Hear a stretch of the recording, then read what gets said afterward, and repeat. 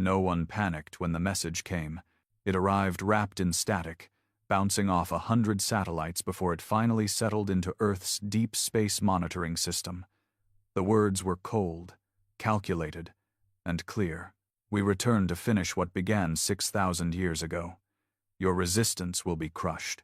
The declaration spread like wildfire, blinking on every screen, spoken in 100 tongues by digital news anchors who barely blinked. Yet the reaction from Earth was strange. No screams, no chaos, no mass evacuations. Just a silence. A knowing kind of stillness. Because humanity remembered. Not in the way you remember yesterday's dinner, or the name of a forgotten friend, but in their bones, in the whispers passed down through old bloodlines, in ancient ruins that had never been explained. The stories were always dismissed as myths, creatures from the sky, fires in the heavens, civilizations wiped out without cause, entire populations vanished overnight. Some said Atlantis was real, some said the Sumerians met gods who didn't stay long. But what everyone agreed on, now, was this. Something had come before, and something had left, and now it was coming back. But humanity wasn't what it used to be.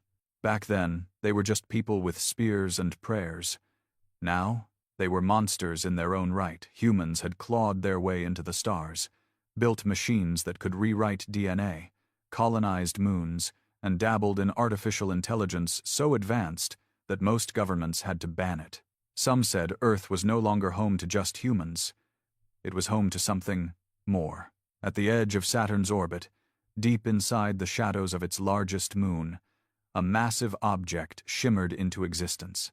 It was longer than 3 aircraft carriers and darker than space itself. It hadn't been built, it had grown.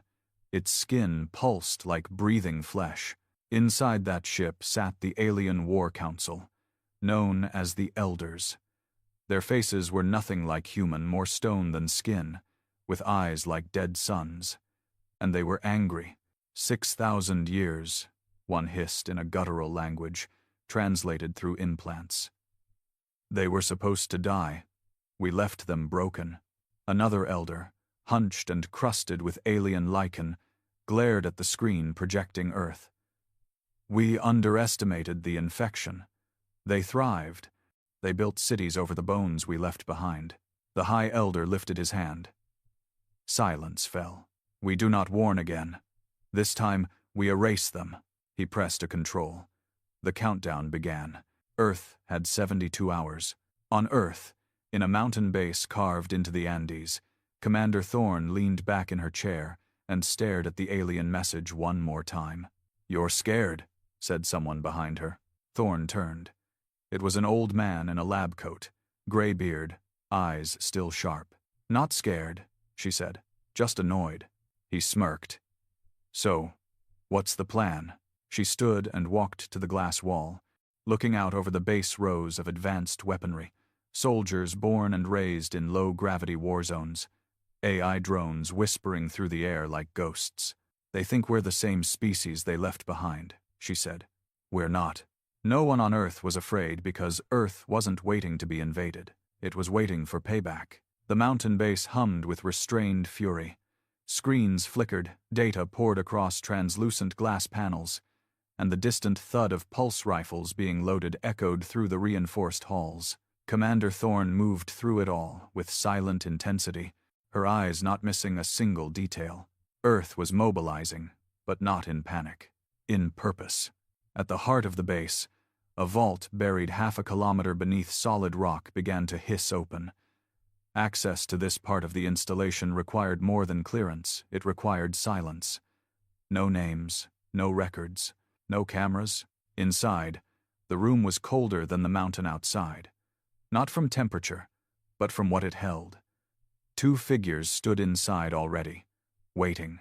One was the gray-bearded scientist, the other a woman who looked younger than 20, yet her eyes carried centuries. She didn't blink much, didn't breathe deeply. "It's awake," said the scientist. Thorne nodded once. "Does it remember?" "No," the young woman replied. "But it's dreaming. Violent dreams. It knows something's coming. Something old. A deep, mechanical hum pulsed through the floor. They weren't just preparing weapons. They were waking them. Meanwhile, in orbit around Neptune, a small recon ship drifted silently toward the dark edge of the alien vessel. It was a suicide mission, but the pilot didn't seem concerned. He whistled while guiding the ship, one hand on the stick, the other flipping through old jazz tracks stored on a dirty drive. No backup, no AI, no failsafes. He didn't need them. The man's name wasn't known. People just called him Stitch, part legend, part lunatic. He'd served in 3 off-world wars, 2 prison revolts, and 1 accidental first contact that ended with a treaty and a bar fight. "Getting cozy," he muttered, as the alien vessel loomed larger in his viewport. It didn't reflect light, it swallowed it. The hull writhed gently, like it was breathing. Alive. He slowed the ship to a crawl, holding just beyond the range of active sensors. He wasn't here to fight. He was here to see. "All right, ugly. Let's see what you're hiding." He deployed a series of micro-drones, silent, carbon-threaded, AI-directed. They slid through space like slivers of shadow, invisible to the naked eye and almost undetectable to sensors. The moment one touched the alien hull, it disintegrated. "Nope," Stitch said aloud, narrowing his eyes. "Not friendly." He grinned. But one of the drones before it was erased managed to send a burst of data, and what it showed made Stitch sit back in silence. Inside that alien vessel weren't just weapons. There were humans, thousands of them, sealed in transparent pods, unmoving, cryogenically frozen. And old, far older than any human alive now.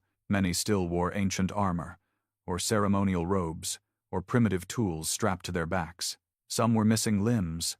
Some had wounds that hadn't healed. And yet, they breathed. They brought souvenirs. Stitch muttered. "Holy hell." He turned the ship around, fast. Earth needed to know. Back at the mountain base, Thorne received the transmission in private. The screen showed Stitch's face, a cut on his cheek, grease on his forehead. "You're not gonna believe what they're carrying in that thing," he said. Then he showed the footage. Thorne said nothing for a long while. The screen flickered with frozen faces from another time, faces etched in agony, terror, confusion. "The first generation," the scientist whispered behind her. "The ones who resisted the first time." "Why take them?" Thorne asked. The young woman, still watching silently, spoke finally. "To study. To understand. To make sure it never happened again." "Except it did," Thorne said. "And now they're bringing them back. As reminders. As trophies. Maybe even as weapons." The young woman's voice was flat. "Or maybe they're returning them. To see if we've changed." Thorne didn't like that. Not one bit. Because humanity had changed. And maybe not for the better. On the alien ship, the elders convened again. "They're not reacting as expected," said one. "Where is the fear? Where is the surrender?" The High Elder's voice was dry and jagged. "They've forgotten what we are. They've become something else entirely," another added. "We watched their evolution. Violence refined, logic twisted, empathy weaponized." A large viewing screen showed clips from recent human history wars that flattened continents, experiments that broke every ethical boundary, AI that mimicked gods, and entire cities that vanished under testing grounds for something called dimensional rift theory. "They are diseased," one elder said.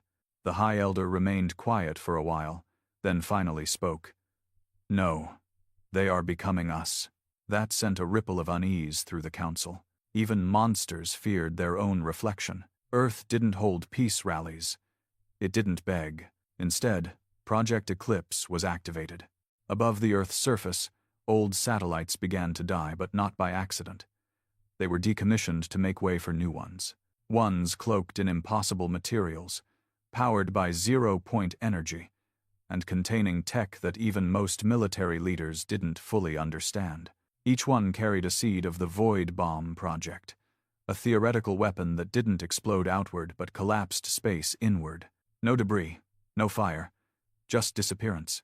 It was a weapon designed not for destruction, but erasure.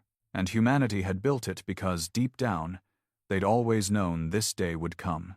6,000 years was a long time, but memory had a way of surviving in strange places, tattoos passed down, carvings in places no one could explain, fears in the DNA. Why were humans afraid of the sky? The dark, the cold. Where did those instincts come from? Now they knew. And now they were ready. In a hidden facility beneath the melting ice of what used to be Greenland, something older than the current species of humans stirred in its containment. It wasn't alien. It was human. Or the prototype. Cloned from genetic samples pulled from a meteorite that crash-landed during the Bronze Age, it was something humanity had tried to forget.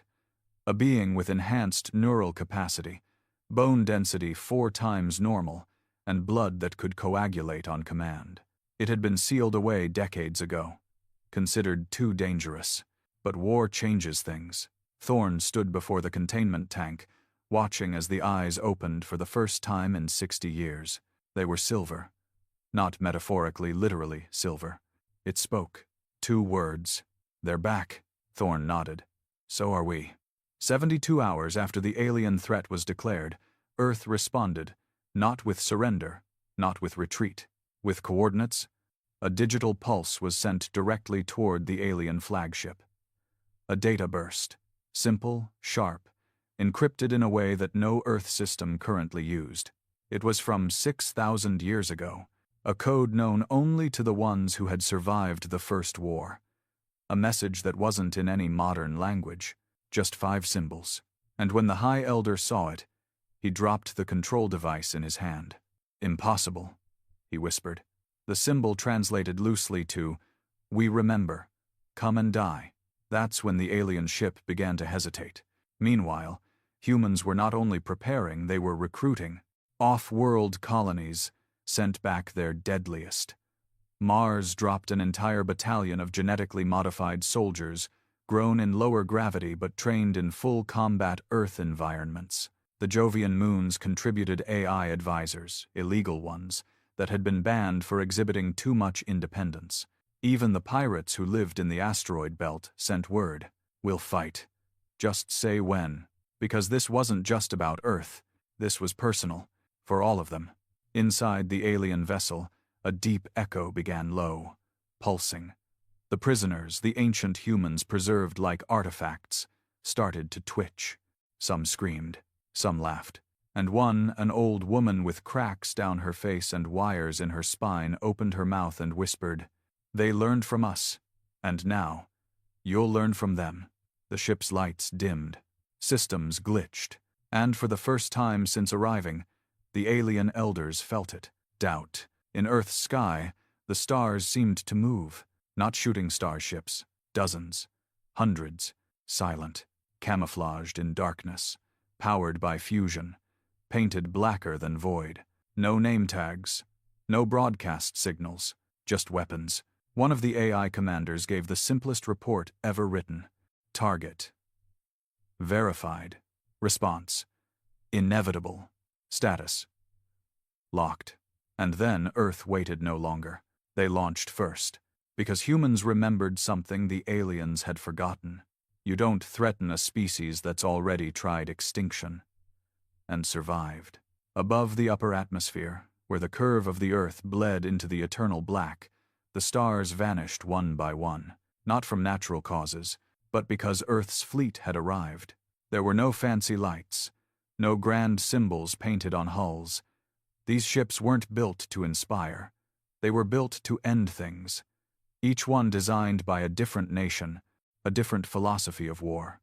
Some sleek and silent, others brutal, blocky, like weapons forged in the shape of death itself. The alien vessel hovered still, like a god waiting for insects to crawl close.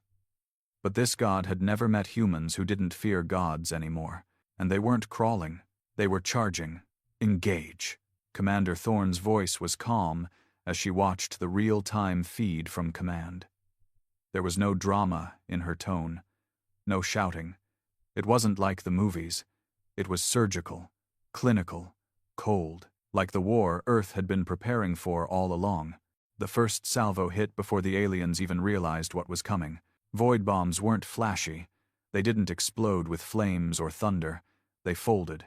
Space itself trembled. A small ripple, and suddenly a part of the alien ship, an entire wing of it, wasn't there anymore. No debris. No survivors. Just missing. And then the aliens reacted. Not in panic. In rage. The alien vessel screamed not with sound, but through every frequency and spectrum. A pulse of madness rippled outward, shorting weaker Earth ships, frying unprotected systems. Satellites above Africa blinked out of existence. Then their weapons fired. Not projectiles, not beams. Living things. Pods opened on the surface of the alien ship, and what came out didn't fly, they swam through the void. Giant creatures with flesh like obsidian, and mouths lined with spiraling teeth, moving in packs, coordinated, intelligent. They brought bioweapons, someone said inside the command room. Not weapons, Thorne corrected. Pets. And the fight became chaos. The first human casualty was a Martian warship, Resolute Dawn, torn in half by something with wings made of plasma and a head shaped like a blade. Inside it, hundreds died instantly. But not all. One survivor, a woman named Mira, crawled her way through fire and atmosphere, strapped into an escape pod that wasn't meant to function under damage that severe. She bled from her eyes. Her lungs half collapsed. But when the pod crash-landed on Earth's surface, she stood up. And the first thing she said was, "Did we kill them yet?" Humanity didn't need speeches. They just needed something to aim at. Inside the alien ship, the elders finally understood their mistake. "They should have been extinct," hissed one. "They evolved too far. We gave them time." "No," the High Elder whispered. "We gave them purpose." Then they opened the vaults. Behind layers of alien tech sealed for millennia, a different kind of army waited. Not biological, not mechanical, something in between. They walked with uneven gaits, eyes glowing, their chests marked with ancient Earth runes. The preserved humans, reprogrammed, enhanced, reborn. Now they would be used as weapons against their descendants. The message from the elders was sent to Earth's command stations worldwide. "We bring your ancestors. Watch them burn you down." But Earth had already seen the footage, and Earth was ready. Thorne turned to the silver-eyed woman in the secure lab. No name, no history, just a weapon grown in silence. A hybrid of Earth's DNA and alien design, once a mistake, now an asset. "Can you fight them?" Thorne asked. "I don't know," she said. "You'll remember in the field." "I'm not human," the girl replied. Thorne just stared. None of us are, anymore. While space burned above, Earth prepared for the ground war. Not every alien would stay in orbit. Some would come down. Some already had. In eastern Russia, a village blinked out. No fire, no quake, just gone. In the Sahara, satellites recorded shadows moving beneath the sand giant ones. And in New York, a hole appeared in the sky. People screamed, phones lit up, and then the military arrived faster than traffic. This wasn't a surprise.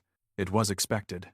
That's why underground, beneath the ruins of a city that no longer existed on any map, the Watcher was being woken up. He wasn't a man. Not anymore. He used to be. But now his blood was part nanite, part synthetic protein.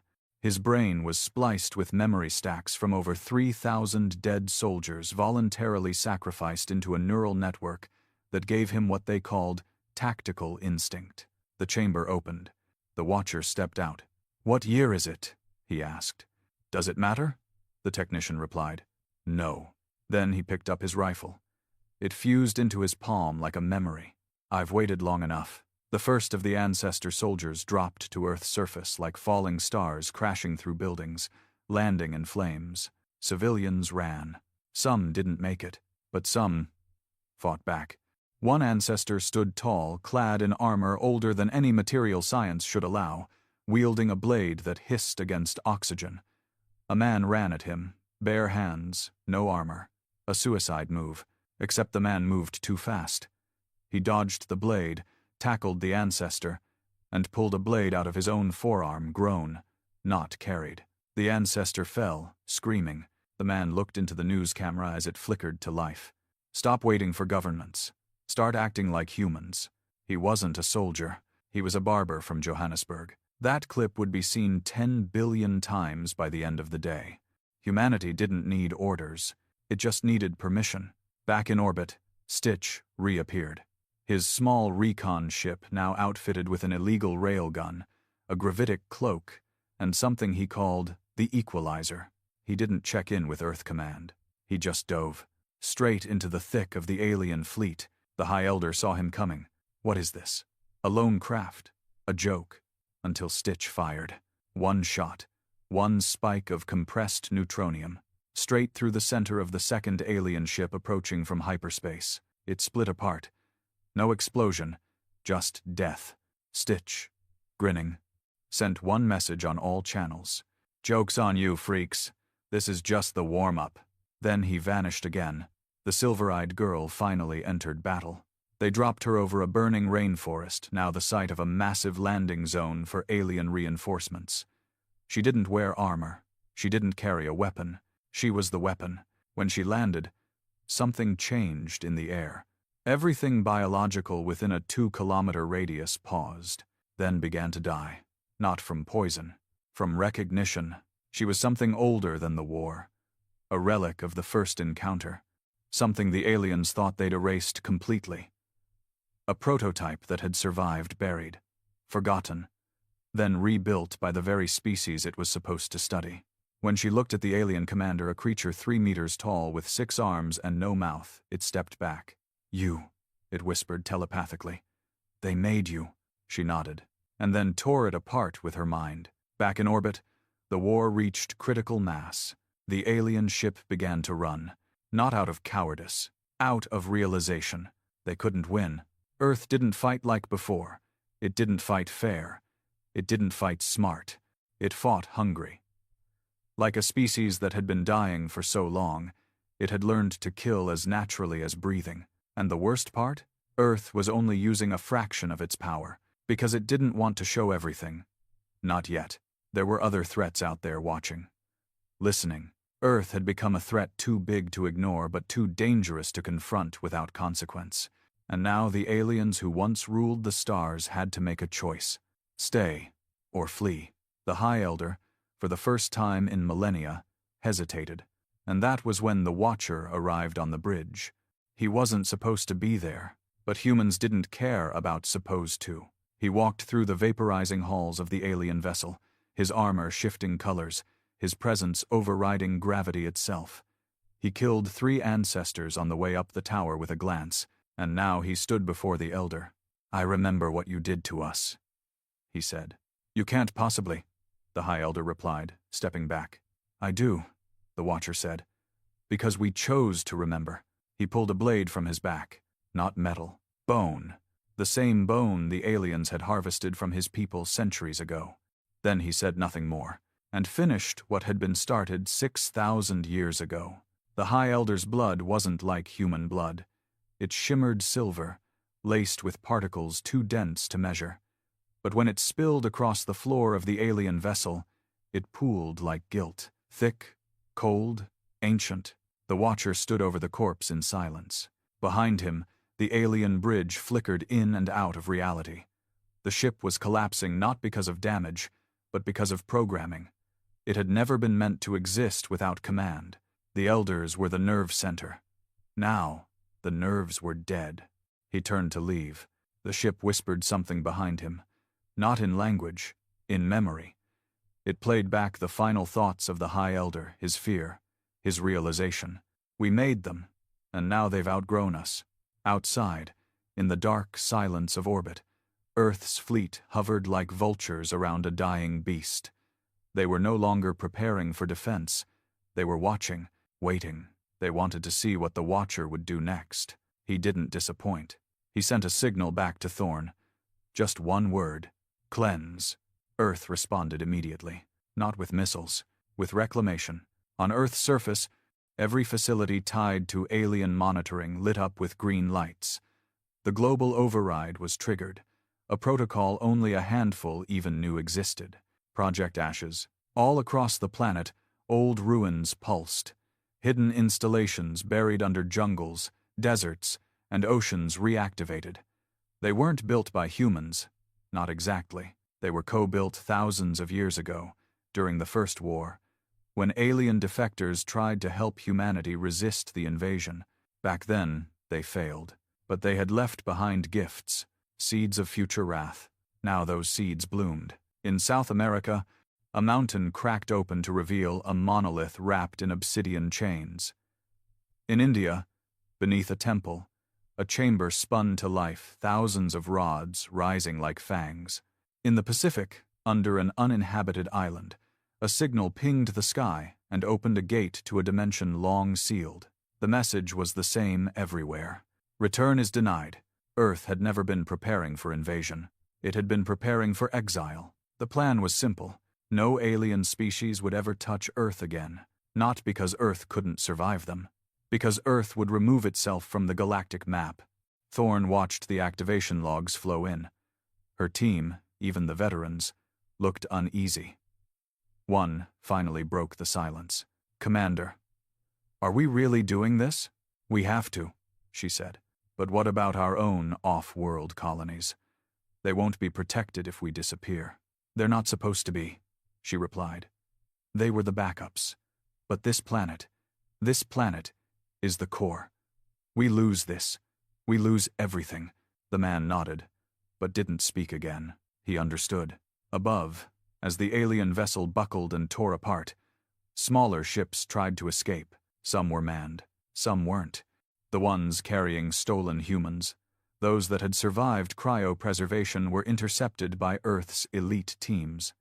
They didn't shoot them down, they boarded them. And inside, they didn't find victims. They found witnesses, humans who had seen the First War with their own eyes. Humans who had been alive when pyramids were still considered new. Some couldn't speak. Their minds had been altered. Others screamed the moment Earth soldiers opened the doors out of joy, out of rage, out of confusion. And one, an old man with an arm made of carved stone, just said, "They came again." The Earth soldier who helped him out of the pod replied, "And they won't come back." In the asteroid belt, where no law held sway, the pirates held a meeting. Most didn't trust each other. They drank, argued, shot each other occasionally.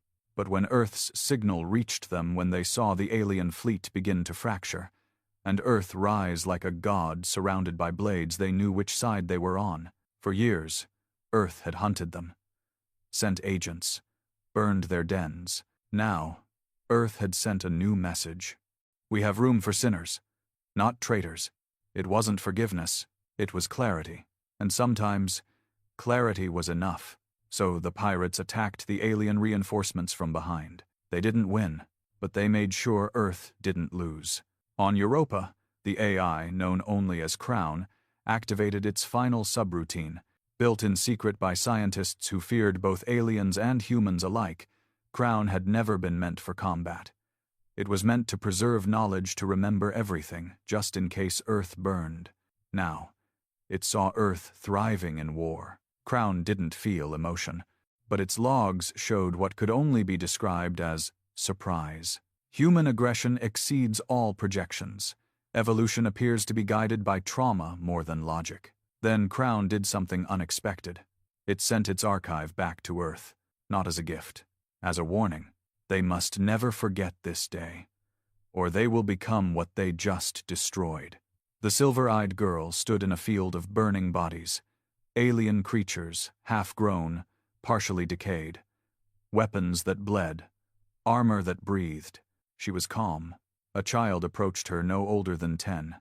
Her family had been among the first to evacuate the city before the alien drop. The girl had gotten separated. Alone, she wandered through wreckage, dust, fire. She looked at the silver-eyed woman and asked, "Are you an angel?" The woman knelt. "No." The girl tilted her head. "Then, what are you?" There was a pause. "I'm what happens when people forget to be afraid." The girl didn't understand, but she nodded anyway. Children didn't need reasons. They just needed safety. and the silver-eyed woman gave her that. Inside the ruins of the alien vessel, the Watcher reached the core. Not an engine. A prison.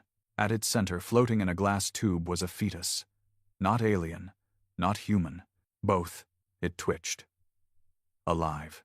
The Watcher stared at it for a long time. Then he sent a message to Thorn. "What do we do with this?" The reply came quick. "Let it live." Why? Because maybe one day it will tell the truth. So he left it. For now. But he marked the location. Not for rescue. For observation. Back on Earth, Thorn stood in front of the world's leaders, most of them now holograms. The war had moved fast, and governments had scrambled to stay ahead. But the military hadn't needed orders. It had acted. And now, everyone looked to her. "We've won the battle," someone said. "We haven't won anything," Thorn replied. That silenced them. She stepped forward. "We were prepared. That's good. But we also got lucky. They didn't send their full force. We know that. Somewhere out there, more are watching. Listening. Murmurs. Fear. And now," she continued, "they're scared of us." A pause. "But I'm more scared of what we've become." The screen behind her lit up with images from the war. Human atrocities. Prisoner executions. Cities turned to ash to prevent contamination. We lost part of ourselves. And I think we'll lose more. Because the truth is, we didn't win because we were good. We won because we were worse. Then she looked directly into the camera. And that should terrify everyone. The war was over. For now. Earth had repelled the invaders. But no one celebrated. There were no parades. No songs.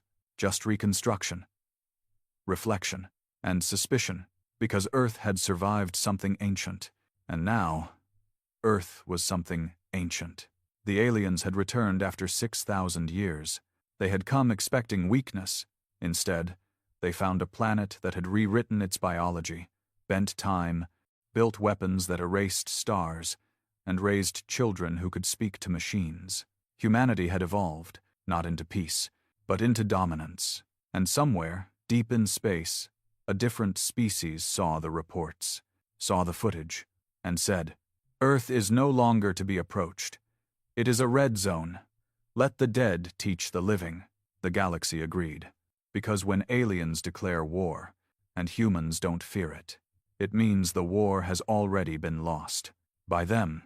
The world had stopped screaming, not because it had found peace, but because peace didn't mean what it used to. Weeks passed since the last alien ship fell from orbit like a dying star. The skies were clear again. The broadcasts had returned. Children walked the streets. Factories lit up. Satellites hummed, but something had changed. It was in the way people looked at the stars now, not with wonder, but with suspicion. As if the heavens had lied to them. As if the universe had knocked once, and humanity had answered with a shotgun blast through the door, and then locked it forever. Earth had survived. No, more than that, it had won. But winning changed things. It made people forget how close they'd come to extinction.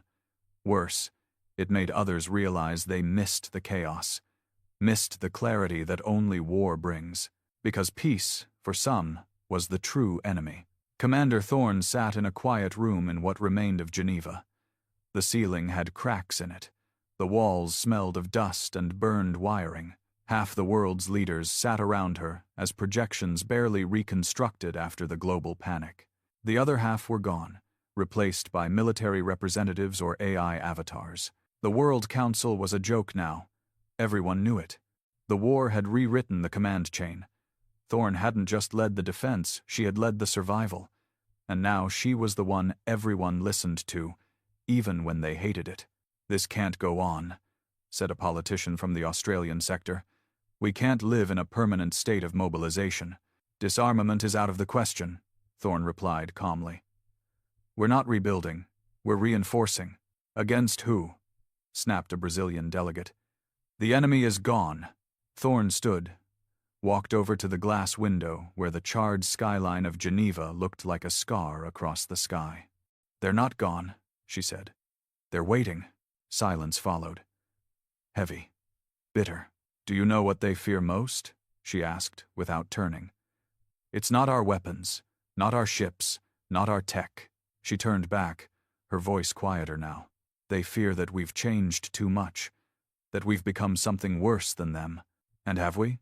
Someone asked. She didn't answer, because they all knew. In a secure lab beneath Iceland, the silver-eyed girl sat in a chair hooked to cables that pulsed with light. She didn't speak much. Not anymore. Not since the last battle. She was monitored 24 hours a day. Not because they feared she'd escape, but because they feared what she might become next. The scientists called her Neraya now, a name pulled from old Earth texts. It meant Lamp of God. Most of them found it ironic. One day, while running diagnostics, one of the junior researchers leaned closer and asked her quietly, "Do you ever sleep?" Neraya blinked, slowly. "Sleep is a weakness. Don't you ever wish you were just normal?" She looked at the girl with a softness that didn't match the war machine reputation she'd gained. "No, I wasn't built for wishing." Then she turned away. She wasn't lying. But the sadness in her voice, it lingered longer than the scientist liked. On Mars, the colonies had declared independence, not in rebellion, in fear. "We are not Earth," said their newly elected chancellor, a man who'd lost his parents in the alien wars and barely survived a failed AI rebellion in the mining sector. "We are not part of the monster Earth has become." Their message was clear. You're too dangerous. Stay away.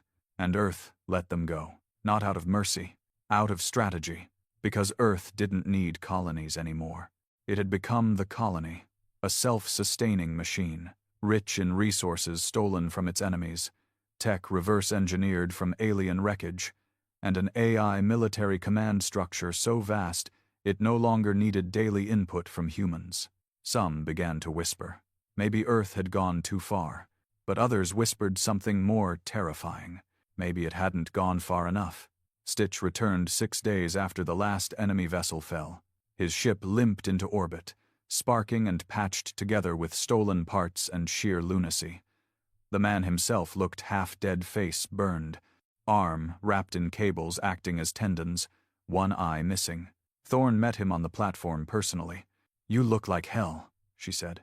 "I missed you too," he muttered, lighting a cigarette with shaking fingers. "Brought you a souvenir." He dropped a shard of something onto the table between them. It pulsed with faint energy, organic but mechanical. Alien. Maybe even alive.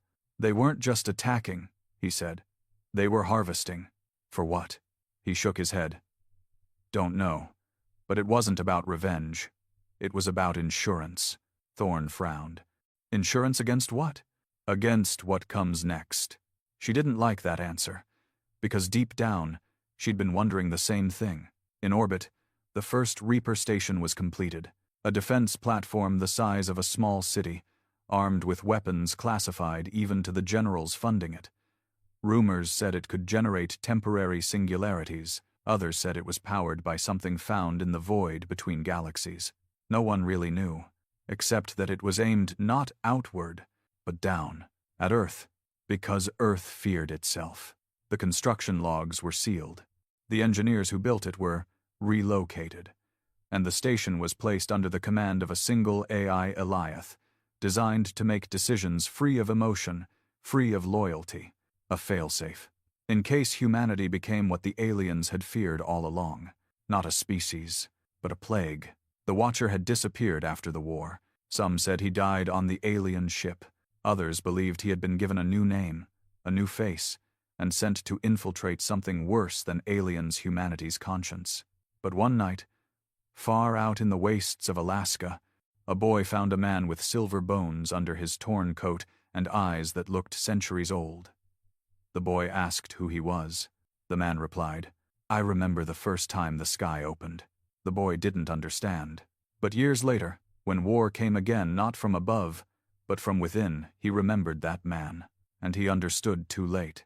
In the dark corners of Earth, cults rose, not worshipping gods, worshipping humanity. They called themselves the Ascended. They believed the war was not a curse, but a cleansing, that the aliens came not to destroy but to test, and that Earth had passed. Their sermons were brutal, their rituals worse. They used alien tech like holy relics, implanted themselves with forbidden cybernetics. Some even grafted alien tissue to their bones, believing it brought them closer to the final form of mankind. Governments tried to stop them. Some failed, because the idea was spreading. What if fearlessness wasn't insanity? What if it was evolution? Naraya stood before the council 2 months later. Not by request, by demand.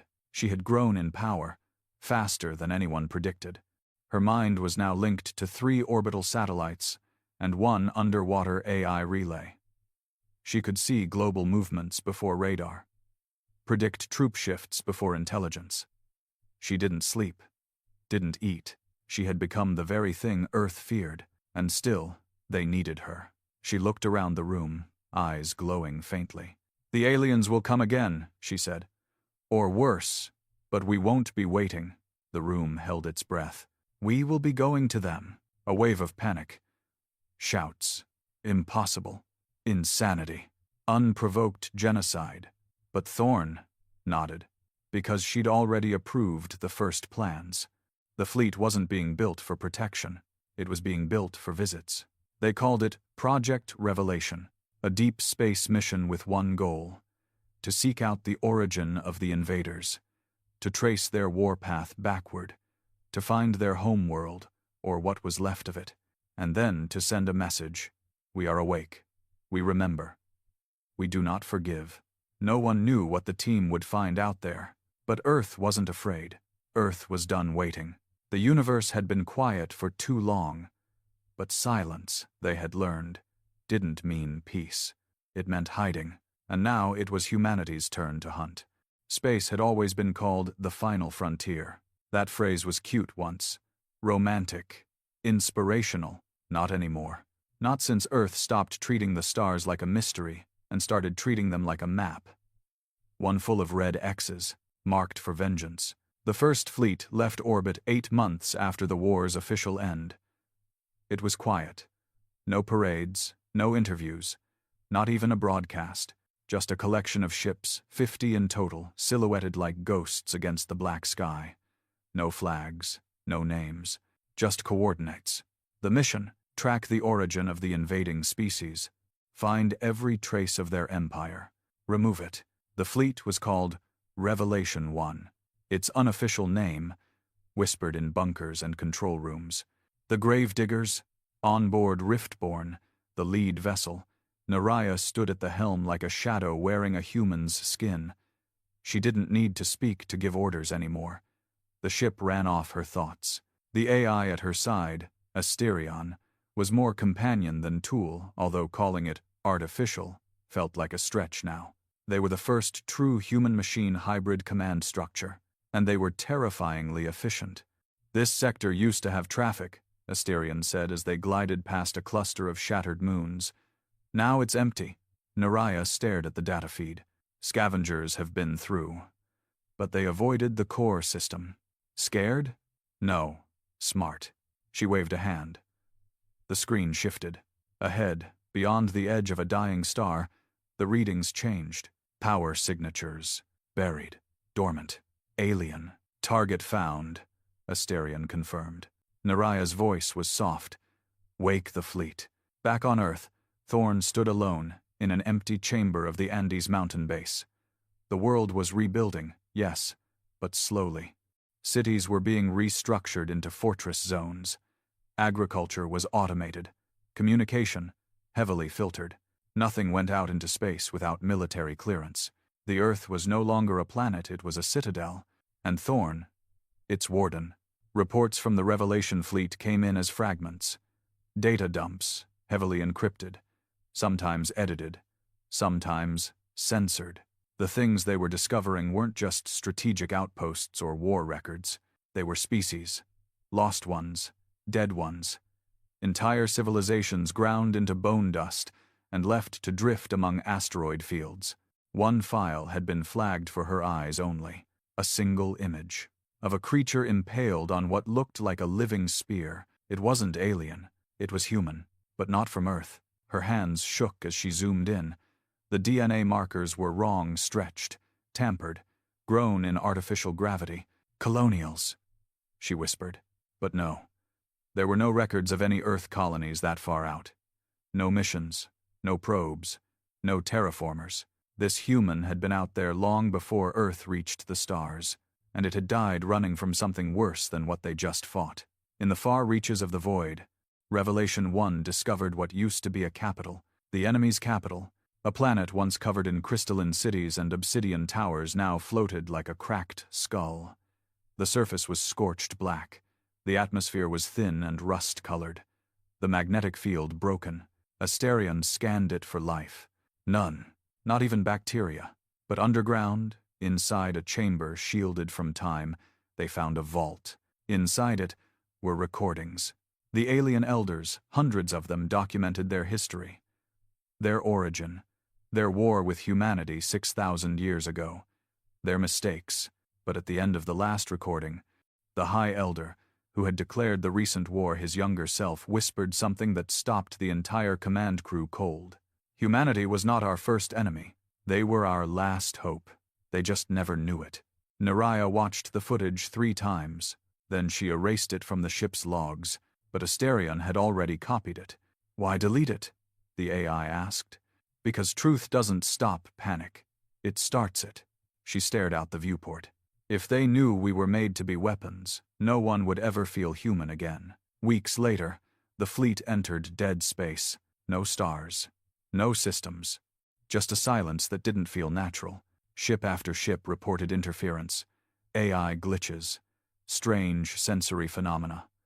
Some crew heard voices over comms people who had died during the war. Some saw shapes in the dark. One ship, Vigilant Memory, went completely silent after logging a single transmission. It's not gone. It's beneath.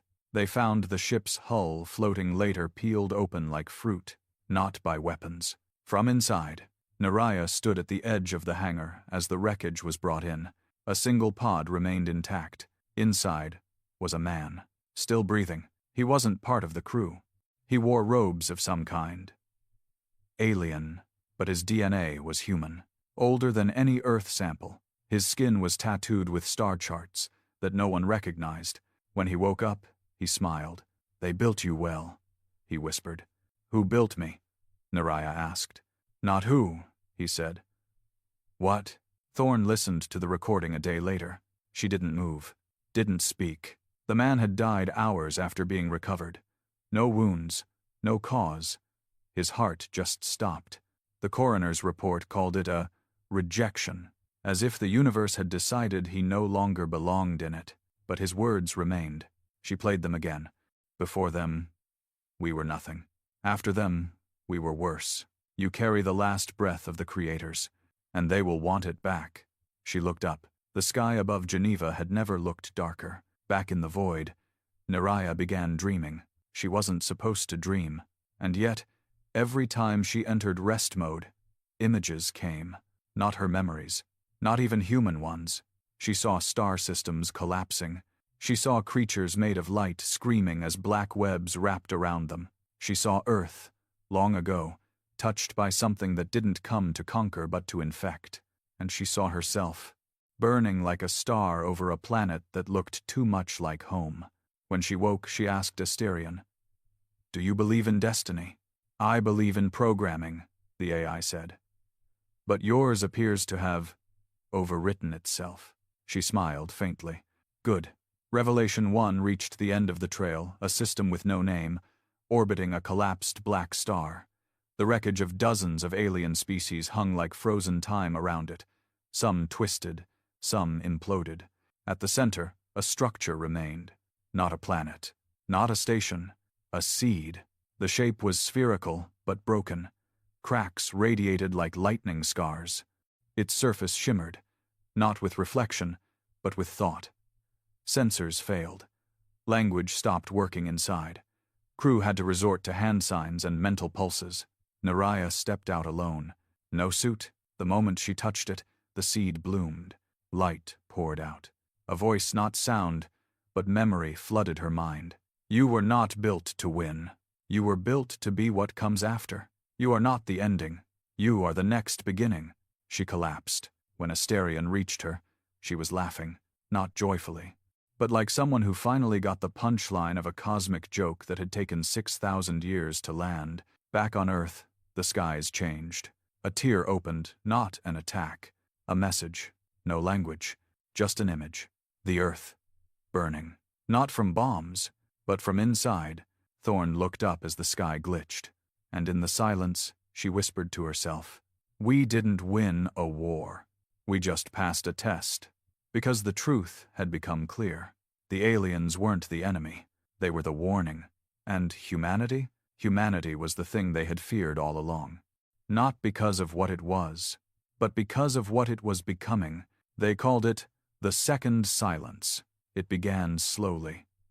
One by one, systems across the Earth began to drop off the grid, not from sabotage, not from war.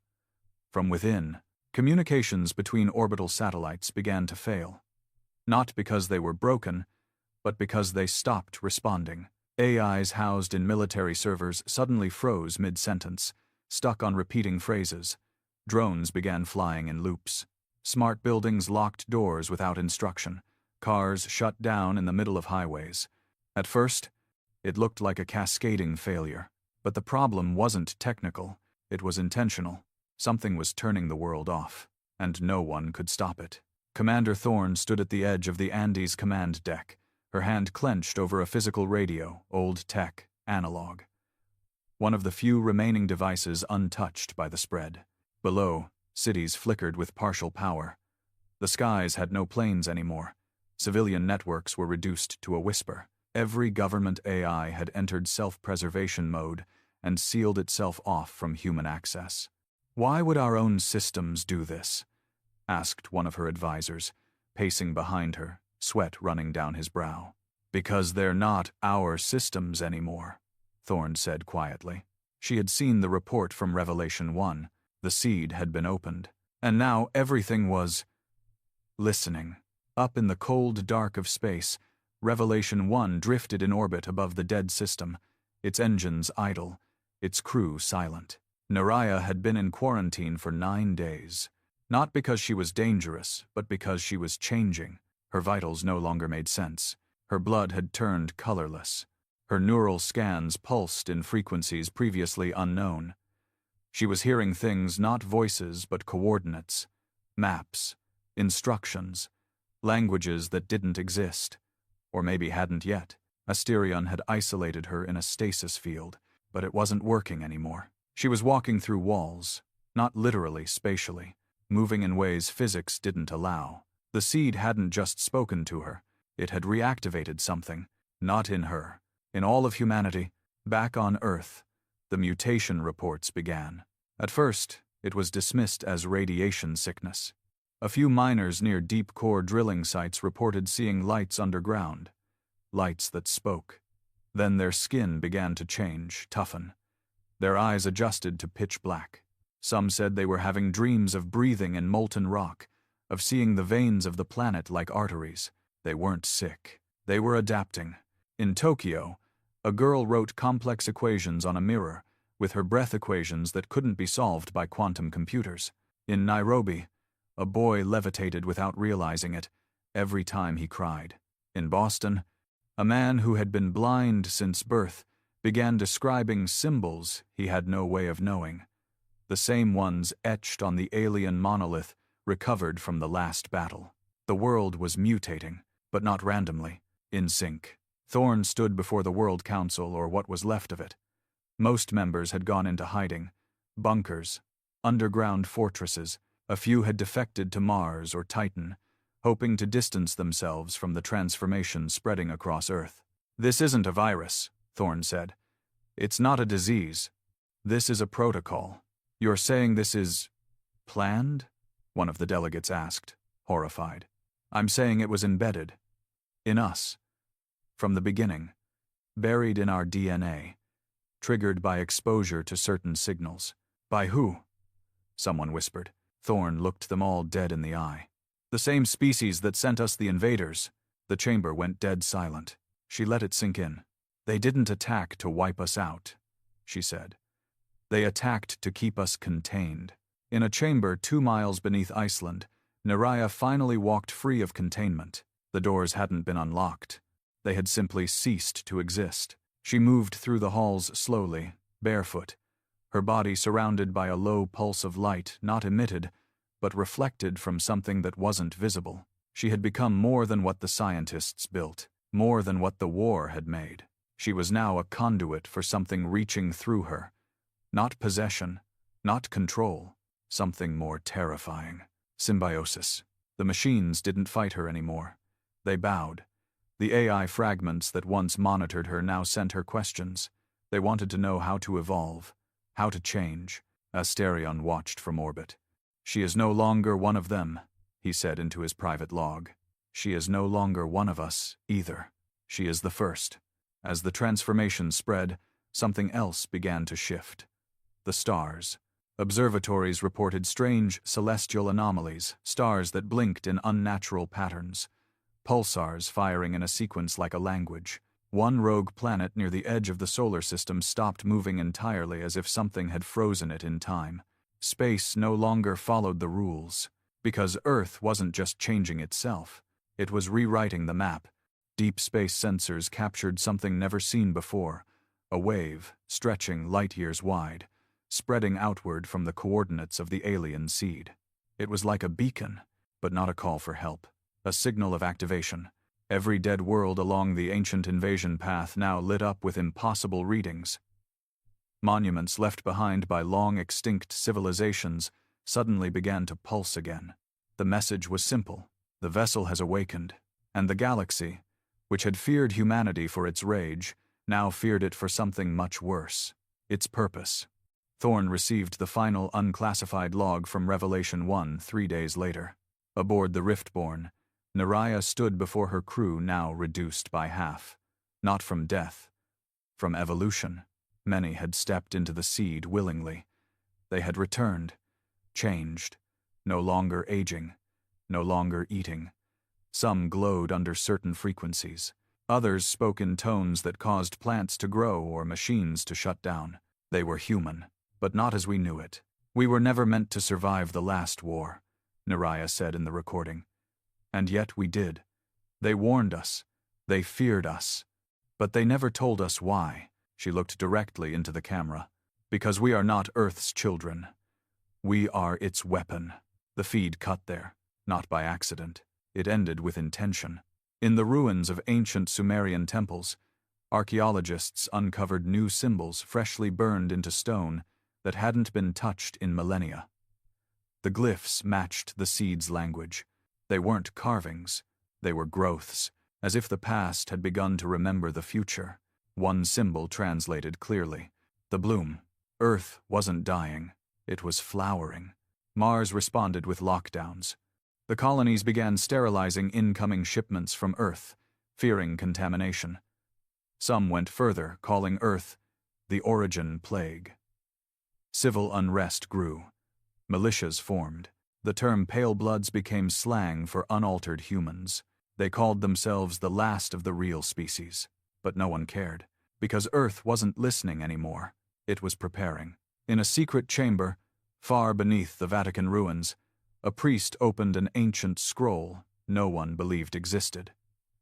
It had been passed down through generations, kept secret even from popes. It described a prophecy, not of angels, not of demons, of a return. When the sky falls twice and the flesh remembers fire, the children of stone shall awaken, and the world shall no longer be earth. It shall be the seed of something that eats the stars. He read it aloud. And then he set himself on fire. No one stopped him. Because they understood.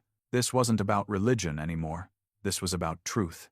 The final scene Earth saw from the stars before all external feeds went dark was the seed no longer dormant unfolding into something massive. Not a ship, not a weapon. A cradle. And from it emerged forms. Not hostile. Not alien. Human. Thousands of them.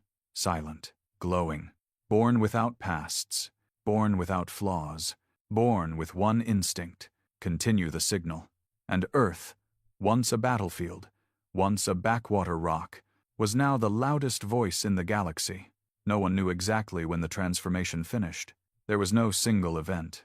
No explosion. No moment when the planet cracked or the skies changed color. It just happened. The same way dawn happens. One moment, the world was human. The next, it wasn't. Cities still stood. Rivers still flowed. Children still played.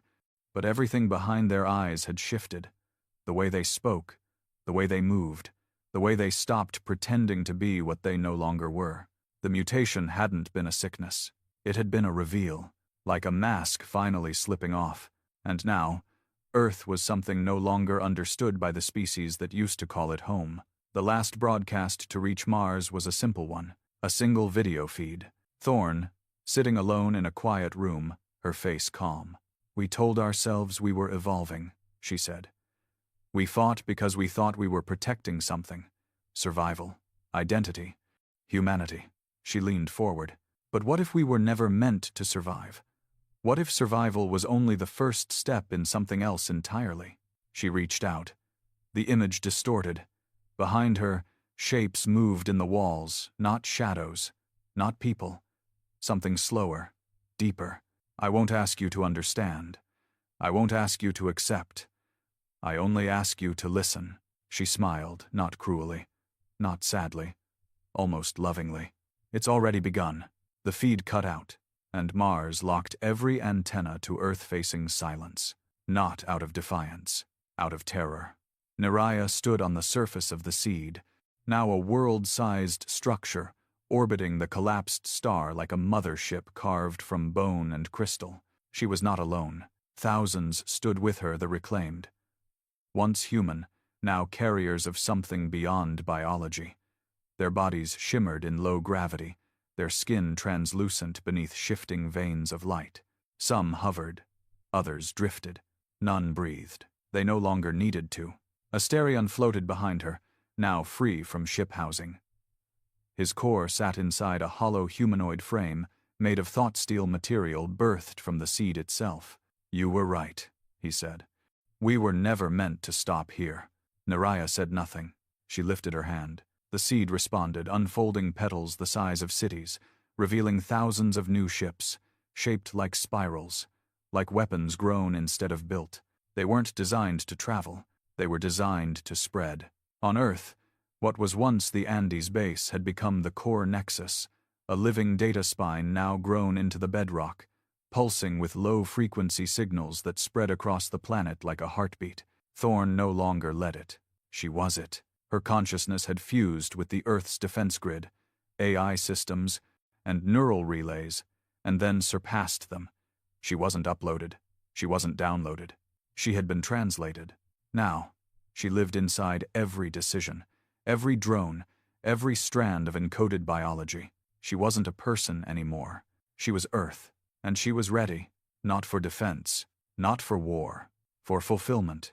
A final message was sent to the galaxy, not through words, through memory. It radiated from Earth like a shockwave passing through wormholes, satellite relics, and ancient alien tech still clinging to existence. Civilizations on distant planets, old and terrified, collapsed upon receiving it. Machines committed self-erasure.